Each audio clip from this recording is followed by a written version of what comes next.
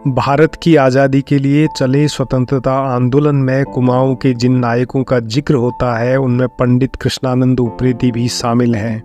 कृष्णानंद उप्रेती ऐसे सेनानी थे जिन्होंने न केवल पिथौरागढ़ के हुड़ेती गांव स्थित अपने मकान में कुमाऊं के पहले कांग्रेस कार्यालय की स्थापना की, बल्कि पिथौरागढ़ में हाई स्कूल खोलने के लिए बर्मा गए और वहां पर कुमाऊनी सेवा समिति गठित कर 52,000 रुपये की धनराशि जुटाई। उनके इसी प्रयास से वर्ष 1928 में पिथौरागढ़ में पहले हाई स्कूल की नींव रखी गई। आज वही स्कूल इन्हीं महान स्वतंत्रता संग्राम सेनानी कृष्णानंद उप्रेती GIC के नाम से संचालित हो रहा है। नमस्कार, मैं हूँ भक्त दर्शन पांडे। आज विविध कथानक में सेनानी कृष्णानंद उप्रेती की कहानी। स्वतंत्रता संग्राम सेनानी पंडित कृष्णानंद उप्रेती का जन्म वर्ष 1895 में पिथौरागढ़ के हुड़ेती गांव में रामदत्त उप्रेती के घर में हुआ। बाल्यकाल में ही माता पिता का देहांत होने के कारण उन्होंने तमाम कठिनाइयों के बीच अल्मोड़ा जाकर मिडिल तक की शिक्षा हासिल की। इसके बाद सेना में भर्ती हो गए। वर्ष 1920 में जब वह पहली बार अवकाश पर घर आए तो पूरे कुमाऊं में स्वतंत्रता आंदोलन की ज्वाला भड़की थी। इससे वह भी काफ़ी प्रभावित हो गए थे। कहा जाता है कि कृष्णानंद 1 माह की छुट्टी बिताने के बाद जब वापस ड्यूटी पर लौटे तो अंग्रेज अफसरों ने उन्हें सबके सामने जलील किया। उसी समय उन्होंने गोरी सरकार की नौकरी छोड़ी और पिथौरागढ़ आकर सेनानी प्रियाग दत्त पंत के साथ कांग्रेस के सक्रिय स्वयंसेवक सदस्य बन गए। नौकरी छोड़ने से उनके सामने घोर आर्थिक संकट पैदा हो गया था। आजीविका के लिए उन्होंने अस्कोट में अध्यापन का कार्य किया, लेकिन गुलामी की जंजीरों में जकड़ी मातृभूमि की आज़ादी के इस दीवाने का मन अध्यापन में भी नहीं लगा और उन्होंने कुछ समय बाद ही यह कार्य भी छोड़ दिया। इसके बाद उन्होंने हुड़ेती स्थित अपने पैतृक आवास में कांग्रेस कार्यालय की स्थापना की। यह कुमाऊं का पहला कांग्रेस कार्यालय था। अंग्रेजी सरकार के खिलाफ देश भर में चल रही गतिविधियों की जानकारी लोगों तक पहुंचाने के लिए इस कार्यालय में नियमित समाचार पत्र मंगाए। साथ ही उन्होंने अल्मोड़ा से प्रकाशित होने वाले शक्ति समाचार पत्र में संवाददाता का कार्य भी किया। पंडित कृष्णानंद उप्रेती ने असहयोग आंदोलन के दौरान कुली बेगार आंदोलन में भी महत्वपूर्ण भूमिका निभाई थी। गुलामी के उस दौर में कुली बेगार प्रथा सबसे पीड़ादायक थी। आम आदमी से कुली का काम बिना पारिश्रमिक दिए कराया जाता था। अंग्रेज अफसरों का सामान ढोने के लिए विभिन्न गांवों के प्रधानों को कुली उपलब्ध कराने होते थे। इस कार्य के लिए प्रधान के पास बाकायदा एक रजिस्टर भी होता था जिसमें सभी ग्रामवासियों के नाम लिखे होते थे और सभी को बारी बारी यह काम करने के लिए बाध्य किया जाता था।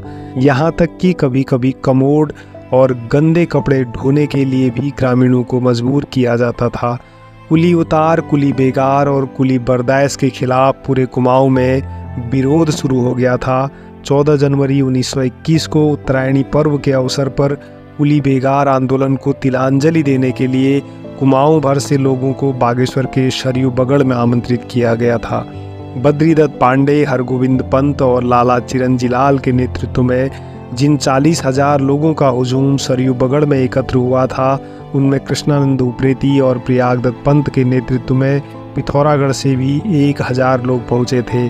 आखिरकार कुली रजिस्टरों को फाड़कर सरयू में प्रवाहित करने के साथ ही कुली बेगार कुप्रथा का अंत हो गया। इस आंदोलन से महात्मा गांधी बहुत प्रभावित हुए और वे बागेश्वर आए और चनौदा में गांधी आश्रम की स्थापना की।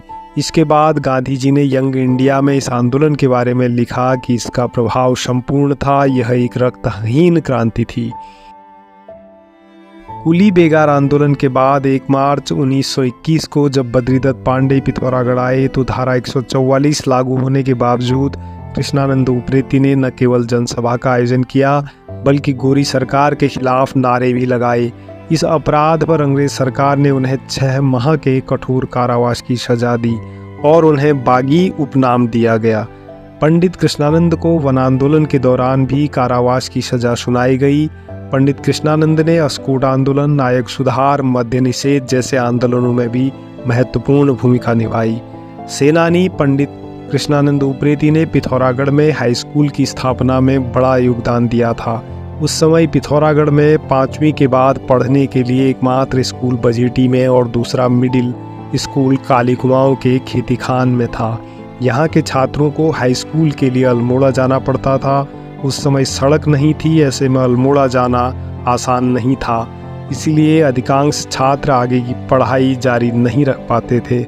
क्षेत्र की इस पीड़ा को देखते हुए पंडित कृष्णानंद उप्रेती ने जिले में हाई स्कूल खोलने का प्रस्ताव अन्य सहयोगियों के सामने रखा। इसके बाद 12 दिसंबर 1927 को एक समिति का गठन किया गया। हाई स्कूल खोलने के लिए पर्याप्त धन की आवश्यकता थी, लेकिन तमाम प्रयासों के बावजूद 10,000 रुपये ही जुटा पाए थे। ऐसे में पंडित कृष्णानंद उप्रेती अपने साथी सूबेदार प्रताप सिंह के साथ बर्मा की यात्रा पर गए और 1 माह के प्रवास के दौरान बर्मा से 52,000 रुपये की धनराशि जुटाई। इसके अलावा 13,000 रुपये लखनऊ से एकत्र किए। इसके बाद 1928 को हाई स्कूल की नींव रखी गई। हाई स्कूल खुलने के बाद यहाँ के छात्रों को मिडिल के बाद आगे की शिक्षा के लिए अल्मोड़ा नहीं जाना पड़ा। शिक्षा के क्षेत्र में हाई स्कूल की स्थापना करके एक महत्वपूर्ण कार्य को पूरा करने के बाद भी देश की आज़ादी के लिए पंडित कृष्णानंद का संघर्ष जारी रहा। वर्ष 1929 में कौसानी में महात्मा गांधी से मुलाकात के बाद उन्होंने विदेशी वस्त्रों के बहिष्कार के लिए लोगों को चरखे व करघे के लिए प्रोत्साहित करने का कार्य किया। महात्मा गांधी के सविनय अवज्ञा आंदोलन के दौरान 5 सितंबर 1930 को चौक बाजार पिथौरागढ़ में सभा को संबोधित करते समय उन्हें मंच से ही गिरफ्तार कर अल्मोड़ा जेल भेज दिया गया, जहां पर उनकी मुलाकात जेल में बंद सत्याग्रहियों हरगोविंद पंत, बद्रीदत्त पांडे, पंडित गोविंद वल्लभ पंत और पंडित जवाहरलाल नेहरू से हुई।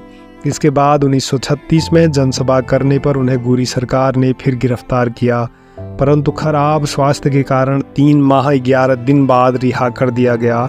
इस बीच सरकार के नुमाइंदों ने इनके परिवार को कभी चैन से नहीं बैठने दिया। उनके लघु हथकरघा उद्योग को तोड़ दिया गया और घर में सरकारी ताला लगा दिया गया। इसके चलते उनके बच्चों को भी बेघर होना पड़ा। अंग्रेजी सरकार के भय से गांव के लोग भी उन्हें आसरा देने से कतराते थे।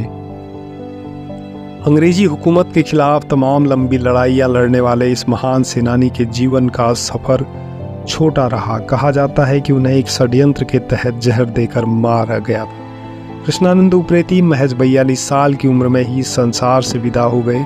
इतने अल्प जीवन काल में भी वीरता और साहस के साथ देश की आज़ादी और शिक्षा को लेकर जो प्रयास उन्होंने किए, उन तमाम महान कार्यों के लिए उन्हें हमेशा याद किया जाता रहेगा।